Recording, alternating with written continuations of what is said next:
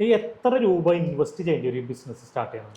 Normally നമുക്ക് tax ഉൾപ്പെടെ 5,90,000 machine കൊടുക്കാൻ പറ്റും. ഒരു 2 lakhs റോ മെറ്റീരിയൽ കൂടെ എടുത്തു കഴിഞ്ഞാൽ പ്രോജക്റ്റ് ആയി. ട്രെയിനിങ് തരാൻ വന്ന ആൾക്കാർ അത്രയും നന്നായിട്ട് ഞങ്ങളെ ഗൈഡ് ചെയ്തെന്നെല്ലാം പറഞ്ഞത്. അപ്പോൾ നമുക്ക് അത്രയും കോൺഫിഡൻ്റ് ആയി 2 days കൊണ്ട് നമുക്ക് എങ്ങനെ ഇത് പ്രോപ്പറായിട്ട് കൈകാര്യം ചെയ്യാന്നുള്ള രീതിയൊക്കെ അവർ പറഞ്ഞു തന്നു. ഹായ് ഫ്രണ്ട്സ്, ഇന്ന് ഞങ്ങൾ വന്നിട്ടുള്ളത് തിരുവനന്തപുരത്താണ്. അപ്പോൾ നമ്മൾ ഇതിക്ക് മുമ്പ് ഒരു വീഡിയോ ഇട്ടിട്ടുണ്ടായിരുന്നു, പ്രിൻടെക് എഞ്ചിനീയേഴ്സ് എന്ന് പറഞ്ഞിട്ട്. അപ്പോൾ ആ വീഡിയോയും ആ മിഷനെ കുറിച്ചും ആ ബിസിനസ്സിനെ കുറിച്ചുള്ള കൂടുതൽ ഡീറ്റെയിൽ ആണ് നമ്മളിന്ന് പറഞ്ഞുതരാൻ പോകുന്നത്. അപ്പോൾ ആ ബിസിനസ്സിനെ കുറിച്ചുള്ള കൂടുതൽ ഡീറ്റെയിൽ അറിയാനായിട്ട് നമുക്ക് ആ വീഡിയോ ഒന്ന് കണ്ടു നോക്കാം.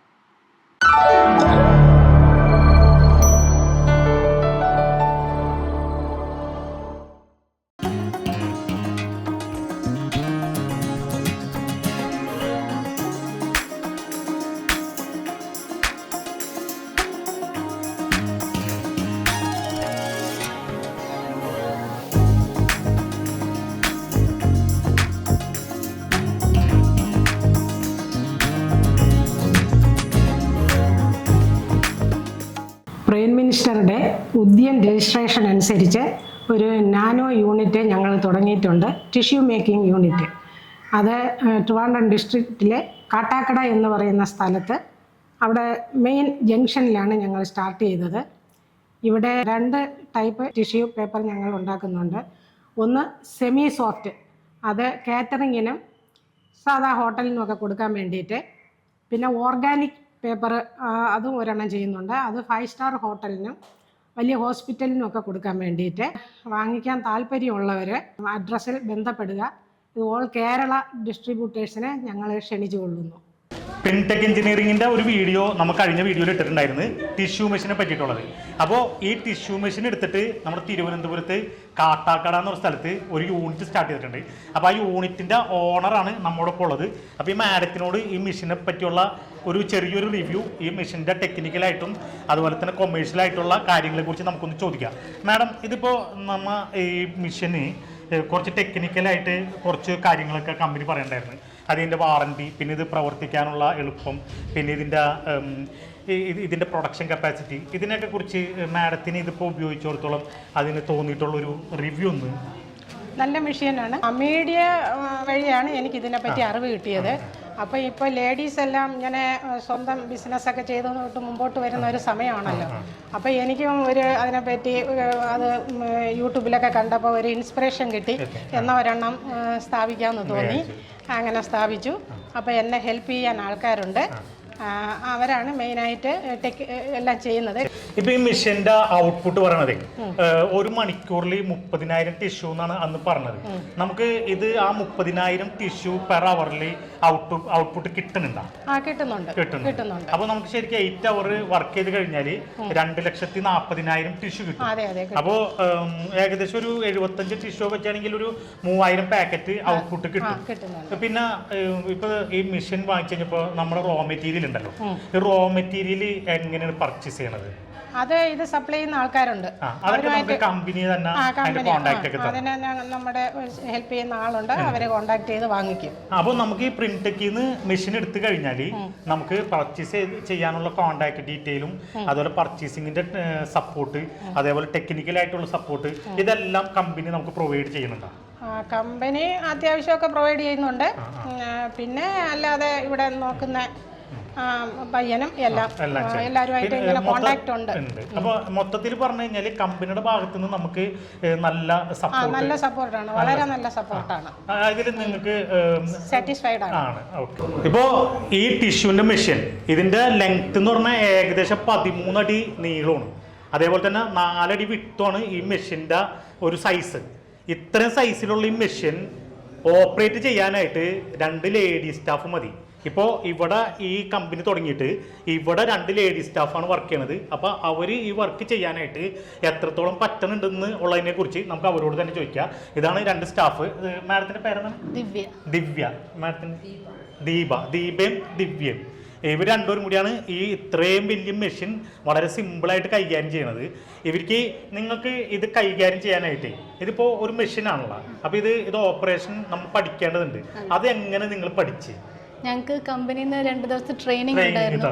അപ്പോൾ ശരിക്കും ആദ്യം മെഷീൻ കണ്ടപ്പോൾ ഒരു തോന്നിയിട്ടുണ്ടായിരുന്നു. പക്ഷേ ആ ട്രെയിനിങ് തന്നപ്പോൾ ട്രെയിനിങ് തരാൻ വന്ന ആൾക്കാർ അത്രയും നന്നായിട്ട് ഞങ്ങളെ ഗൈഡ് ചെയ്തു എല്ലാം പറഞ്ഞത്. അപ്പൊ നമുക്ക് അത്രയും കോൺഫിഡന്റ് ആയി 2 days കൊണ്ട് നമുക്ക് എങ്ങനെ ഇത് പ്രോപ്പറായിട്ട് കൈകാര്യം ചെയ്യാന്നുള്ള രീതിയൊക്കെ അവർ പറഞ്ഞു തന്നു. അപ്പൊ നമുക്ക് ആ ഒരു കോൺഫിഡൻസ്. പിന്നെ ഇതിലിപ്പോ ഇത്രയും വലിയ മെഷീൻ ആണെങ്കിലും ഇതിന് ഇത്തിരി വെയിറ്റ് ഉള്ള, അതായത് ഹെവി ആയിട്ടുള്ള എന്തെങ്കിലും വർക്കുകൾ ഇതിൽ വരണുണ്ടാവും? ഹെവി ആയിട്ട് ഇത് മാത്രമേ ഉള്ളൂ, ബാക്കിയെല്ലാം അത് ഓൺ ചെയ്യുമ്പോൾ ഓട്ടോമാറ്റിക് ആയിട്ട് പോകുന്നതാണ്. അതെ അതെ. അപ്പൊ ഇതില് ഓട്ടോമാറ്റിക് മെഷീൻ ആയതുകൊണ്ട് പ്രത്യേകിച്ച് നിങ്ങൾക്ക് ഇത് വന്നു കഴിഞ്ഞാൽ അതെടുത്ത് പാക്ക് ചെയ്യുന്ന വർക്ക് മാത്രമേ ഉള്ളൂ. പിന്നെ മൊത്തം ഇതിന്റെ ഇലക്ട്രോണിക്സ് പാർട്സുകൾ ആയതുകൊണ്ട് സ്വിച്ച് അങ്ങനെയൊക്കെ ഉള്ള സംഭവങ്ങൾ. അപ്പോ കമ്പനിയുടെ ഭാഗത്തുനിന്ന് നമുക്ക് 2 ദിവസം വളരെ ക്ലിയർ ആയിട്ട് ട്രെയിനിങ് തന്നിട്ട് നമ്മൾ അതിന് പ്രാപ്തമാക്കും. അപ്പൊ നിങ്ങൾക്ക് അതിൽ ഒരു എല്ലാം പഠിച്ചെന്നുള്ളൊരു തൃപ്തി ഇതിൽ വന്നിട്ടുണ്ടോ? ഉണ്ട്. കാരണം അവർ പറഞ്ഞു തന്നതിന് ശേഷം ഞങ്ങൾ കൊണ്ട് തന്നെ ചെയ്യിച്ചു ഒരുപാട് തന്നെ. അപ്പൊ അത് അതേ സമയത്തിന് നമ്മൾ ചെയ്യുന്ന എന്തെങ്കിലും കറക്ഷൻ ഉണ്ടെങ്കിൽ പുള്ളി നമ്മളോട് തന്നെ അത് കണ്ടുപിടിച്ച് ഒന്നുകൂടെ കറക്റ്റ് ചെയ്ത് ചെയ്യാൻ പറഞ്ഞിട്ടുണ്ട്. അപ്പൊ നമുക്ക് കുറച്ച് ടെക്നിക്കൽ ആയിട്ടുള്ള കാര്യങ്ങൾ കൂടി അവര് പറഞ്ഞു തരും. പിന്നെ ഇപ്പൊ 2 ദിവസം കൊണ്ട് തന്നെ ഇത്രയും പഠിച്ചിട്ടുണ്ടെങ്കിൽ കുറച്ച് നാളും കൂടി ആയിക്കഴിഞ്ഞാൽ, കുറച്ച് എക്സ്പീരിയൻസ് ആയിക്കഴിഞ്ഞാൽ ഇതിന്റെ എന്ത് ടെക്നിക്കൽ ഇഷ്യൂ ഉണ്ടെങ്കിലും ഇവിടുത്തെ സ്റ്റാഫിന് തന്നെ അത് കൈകാര്യം ചെയ്യാവുന്ന ആ കണ്ടീഷനിൽ വരാൻ സാധ്യത ഉണ്ട് അല്ലെ? അങ്ങനെ ഒരു ട്രെയിനിങ് നമുക്ക് കമ്പനി തന്നിട്ടുണ്ട്. കമ്പനിയുടെ ഭാഗത്ത് നിന്ന് ടെക്നിക്കൽ ആയിട്ടുള്ള എല്ലാ സപ്പോർട്ടും നമുക്ക് കിട്ടുന്നുണ്ട്. എന്ത് ഡൗട്ട് ഉണ്ടെങ്കിലും അപ്പൊ തന്നെ നമുക്ക് വിളിച്ച് ചോദിക്കാനും എന്തും ക്ലിയർ തരാനും ഒരു മാക്സിമം സപ്പോർട്ട് നമുക്ക് തരുന്നുണ്ട്. എന്തെങ്കിലും ചെറിയ കംപ്ലൈന്റ് ഉണ്ടെങ്കിൽ വിളിച്ചു കഴിഞ്ഞാൽ അപ്പൊ തന്നെ അവർ വന്ന് അത് ഇത് ചെയ്തുതരും. ഓക്കെ. അപ്പോൾ നമുക്ക് ഇവിടുന്ന് മെഷീൻ വാങ്ങിച്ചു കഴിഞ്ഞാൽ നമുക്ക് കഴിഞ്ഞ വീഡിയോയിൽ പറഞ്ഞത് അതൊന്ന് പ്രൂവ് ചെയ്യാനാണ് ഇപ്പോൾ ഇത് പറയണത്. അപ്പോൾ കമ്പനിയുടെ ഭാഗത്തു നിന്നുള്ള സപ്പോർട്ടുകളാണ്. ഇവർക്ക് 2 ദിവസം ഇവിടുത്തെ സ്റ്റാഫിന് ട്രെയിനിങ് തരും. അപ്പോൾ നിങ്ങൾ ഇപ്പോൾ ഇത് സ്വന്തമായിട്ട് ചെയ്യാനായിട്ട് കോൺഫിഡൻസ് ആയിട്ടുണ്ട്. ഓക്കെ. പ്രിന്റെക് എഞ്ചിനീയേഴ്സിന്റെ ടിഷ്യൂ മേക്കിംഗ് മെഷീനെ കുറിച്ച് ഒരു വീഡിയോ നമ്മൾ ഒരു 2-3 മാസം മുമ്പ് ഇട്ടിട്ടുണ്ടായിരുന്നു. അപ്പോൾ അതിന് അത്യാവശ്യം വ്യൂസ് ഉണ്ടായിരുന്നു, ഒരുപാട് എൻക്വയറീസ് വന്നു. അപ്പോൾ ഇത് ഇവരിൽ നിന്ന് മെഷീൻ വാങ്ങിച്ചിട്ട് കാട്ടാക്കട തുടങ്ങിയിട്ടുള്ള ഒരു യൂണിറ്റിന്റെ റിവ്യൂ എടുക്കാനാണ് നമ്മളിപ്പോൾ വന്നിട്ടുള്ളത്. അപ്പോൾ ഇത് ശരിക്കും പറഞ്ഞു കഴിഞ്ഞാൽ പ്രിന്റെക്കിന്റെ ഓഫീസല്ല, അവരുടെ തന്നെ അടുത്തുള്ള ഒരു ചെറിയ റൂമിൽ ഇരുന്നിട്ടാണ് നമ്മളിത് പറയണത്. അപ്പോൾ കൂടുതൽ ഒന്നും കൂടി ഈ മെഷീനെ കുറിച്ചും ഈ ബിസിനസ്സിനെ കുറിച്ചുള്ള ഡീറ്റെയിൽ ഓഡിയൻസിന് മനസ്സിലാക്കി തരാൻ വേണ്ടിയിട്ടാണ് നമ്മളിപ്പോൾ ഒന്ന് കൂടിയേക്കുന്നത്. അതുകൊണ്ട് പ്രിന്റെക് എഞ്ചിനീയേഴ്സിന്റെ ഓണർ മിസ്റ്റർ ചന്ദ്രൻ സാർ നമ്മുടെ ഒപ്പം ഉണ്ട്. അപ്പോൾ സാറിനോട് നമുക്ക് കുറച്ചും കൂടി ഡീറ്റെയിൽ ആയിട്ട് ചോദിക്കാം. നമുക്ക് ഫസ്റ്റ് തന്നെ ഓഡിയൻസിന് അറിയേണ്ട ഒരു കാര്യം എന്ന് പറഞ്ഞു കഴിഞ്ഞാൽ, അത്യാവശ്യം മെഷീനറീസ് നമ്മൾ കണ്ണൂർ, തിരുവനന്തപുരം, എറണാകുളം അങ്ങനെ പല ഭാഗത്തും കൊടുത്തിട്ടുണ്ട്. അപ്പോൾ ഇവരുടെ കോൺടാക്ട് നമ്പർ നമ്മുടെ ഓഡിയൻസിന് കൊടുക്കാനായിട്ട് നമുക്ക് ബുദ്ധിമുട്ടൊന്നും ഉണ്ടാവില്ല അല്ലേ? ഒരിക്കലും ഇല്ല. ഈ ഇപ്പം റണ്ണിങ്ങിൽ ഇരിക്കുന്ന കമ്പനികളിൽ പോയിട്ട് നേരിട്ട് അന്വേഷിച്ചിട്ട് അതിൻ്റെ റിവ്യൂ എടുത്തിട്ട് നിങ്ങൾക്ക് മെഷീൻ വാങ്ങാം. പിന്നെ സെക്കൻഡായിട്ട് നമുക്ക് ചോദിക്കാനുള്ളതെന്ന് പറഞ്ഞു കഴിഞ്ഞാൽ, ഈ എത്ര രൂപ ഇൻവെസ്റ്റ് ചെയ്യേണ്ടി ഒരു ബിസിനസ് സ്റ്റാർട്ട് ചെയ്യണം? നോർമലി നമുക്ക് ടാക്സ് ഉൾപ്പെടെ 5,90,000 മെഷീൻ കൊടുക്കാൻ പറ്റും. ഒരു 2 lakhs റോ മെറ്റീരിയൽ കൂടെ എടുത്തു കഴിഞ്ഞാൽ പ്രോജക്റ്റ് ആയി. That is below 10 lakhs. 10 lakhs വിലയാകുമ്പോൾ നമുക്ക് നാനോ യൂണിറ്റിലായി. അപ്പോൾ 40% സബ്സിഡി ഉണ്ട്, 40% ലോണ്, 20% കോൺട്രിബ്യൂഷൻ. അതാണ് ഈ നല്ലൊരു സ്കീം, പ്രധാനമന്ത്രിയുടെ സ്കീമാണ്.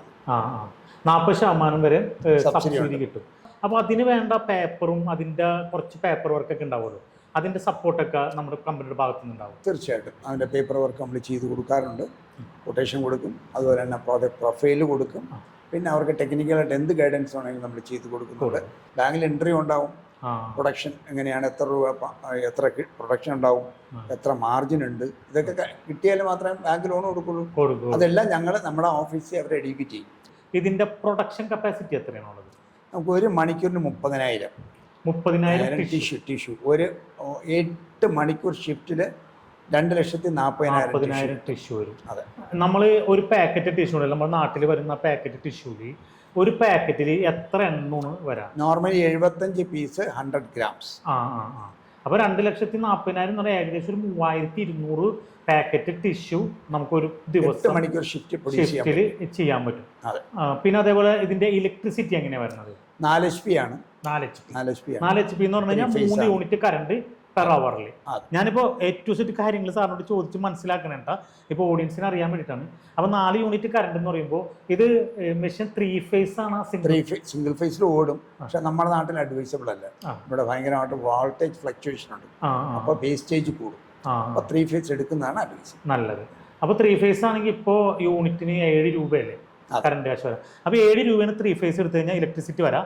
അപ്പോൾ 3 യൂണിറ്റ് പെർ അവർ എന്ന് പറയുമ്പോൾ ഒരു 21 രൂപ ഒരു അവറിൽ ഇലക്ട്രിസിറ്റി, അതായത് 170 രൂപ ഈ 3200 പാക്കറ്റ് കവർ അടിക്കാൻ നമുക്ക് വന്ന് ഇലക്ട്രിസിറ്റി 170 രൂപയാണ്. ഒരു പാക്കറ്റിന് ഇലക്ട്രിസിറ്റി വരാ മാക്സിമം 20 പൈസയാണ്. 3200 പാക്കറ്റ് ഒരു ദിവസം അടിക്കണമെങ്കിൽ നമുക്ക് എത്ര ലേബർ വേണ്ടി വരും? 1+1, ഒരു ഓപ്പറേറ്ററും ഒരു ഹെൽപ്പറും. ഒരു ഓപ്പറേറ്ററും ഒരു ഹെൽപ്പറും. അപ്പോൾ ഇതിൽ ജെൻസ് തന്നെ വേണോ അല്ലെങ്കിൽ ലേഡീസ് മതിയാവും? ലേഡീസിനെ കൊണ്ട് ഒരു കുഴപ്പമില്ല, ലേഡീസിനെ എടുക്കാം. പക്ഷെ നമ്മൾ അവർ പഠിക്കാൻ താല്പര്യമുള്ളവരായിരിക്കണം. ജെൻസിനെ തന്നെ കൺസിഡർ ചെയ്താൽ പോലും നമുക്കൊരു 2000 ലേബർ വരും. 2000 എന്ന് പറയുമ്പോൾ 3200 പാക്കറ്റിന് അതൊരു 75 പൈസ. അപ്പോൾ ലേബറും ഇലക്ട്രിസിറ്റിയും കൂടി ₹1 നമുക്ക് അഡീഷണൽ എക്സ്പെൻസ് വരും. പിന്നെ നമുക്കൊരു പാക്കിംഗ് കവറിന് ഒരു 50 പൈസ, ട്രാൻസ്പോർട്ടേഷൻ ഒരു 50 പൈസ കൂടി, ഇങ്ങനെ ടോട്ടൽ എക്സ്പെൻസ് പറയാൻ ₹2. പിന്നെ ഈ റോ മെറ്റീരിയൽ എത്രയാണ് റേറ്റ് വരാം? കിലോ 83. സെമി സോഫ്റ്റ് ആണെങ്കിൽ 83 രൂപയും വെർജിൻ ആണെങ്കിൽ 120 രൂപയും. അപ്പോൾ സാധാരണ സെമി സോഫ്റ്റ് ആണ് നമ്മുടെ നാട്ടിൽ സാധാരണ ഹോട്ടലുകളിലൊക്കെ എടുക്കുക. അപ്പോൾ 83 രൂപ പ്ലസ് GST അല്ലേ? GST 12. ഇതൊരു പാക്കറ്റിൽ 100 ഗ്രാം അല്ലേ? 100 ഗ്രാം. അപ്പോൾ ₹9.50 നമുക്ക് റോ മെറ്റീരിയലിന് വരും. ₹2 അഡീഷണൽ ചിലവും വരും.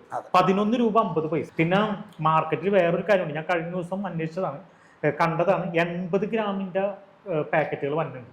ഇതിപ്പോൾ ജെന്യുവിൻ ആയിട്ട് 100 ഗ്രാം, സത്യസന്ധമായിട്ട് 100 ഗ്രാം നിറച്ചാലുള്ള പോസ്റ്റാണ് ഈ പറഞ്ഞത്. അതെ. അപ്പൊ ഇത് MRP ഇടുന്നത് ₹60, ₹65 രൂപ.